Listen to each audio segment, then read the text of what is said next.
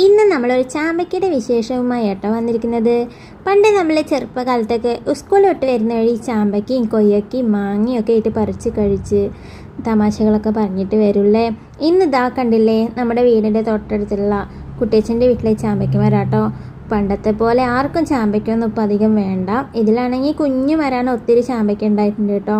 പണ്ടൊക്കെ ചാമ്പയ്ക്ക നിലത്ത് വീഴാൻ വേണ്ടി കാത്തിരിക്കുന്നവരായിരിക്കും കേട്ടോ ചുറ്റും. ഇപ്പോൾ ചാമ്പയ്ക്കൊന്നും അധികം ആരും ഇന്നത്തെ കാലത്ത് കുട്ടികളൊന്നും അധികം കഴിക്കില്ല. ഇത് നമ്മുടെ പണ്ടത്തെ നാടൻ ചാമ്പയ്ക്കയാണ് കേട്ടോ. അപ്പോൾ ദേ നമ്മൾ പറിച്ചു കൊണ്ട് വന്നിട്ടുണ്ടായിരുന്നു. നമ്മുടെ പിങ്കിക്ക് ഭയങ്കര ഇഷ്ടമാണ് കേട്ടോ ചാമ്പയ്ക്ക, പപ്പായ, തക്കാളിയൊക്കെ ഇഷ്ടമാണ്. അപ്പോൾ ദേ നമ്മൾ നന്നായി കഴുകി, ചിലപ്പോൾ ഇതിൻ്റെ ഉള്ളിൽ കുഞ്ഞു പുഴുക്കളൊക്കെ ഉണ്ടാവും കേട്ടോ. പണ്ട് നമ്മൾ അതൊന്നും കാണില്ല, അങ്ങനെ വാരി വലിച്ച് തിന്നുമായിരുന്നു. ഇപ്പോൾ ദേ ഇനി നമുക്ക് നന്നായി ഒന്ന് കഴുകിയിട്ട് ഇത് കഴിക്കാം.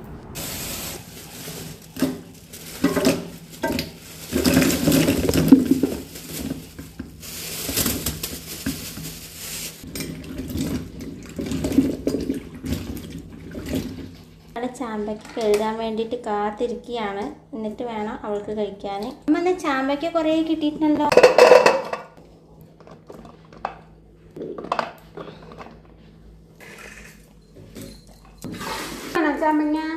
അതേ നമ്മൾ പിങ്കിക്ക് 2-3 എണ്ണമൊക്കെ കൊടുത്തു. ഇനി നമുക്കിത് ഫ്രിഡ്ജിൽ വെച്ച് തണുപ്പിച്ച് കഴിക്കാം കേട്ടോ.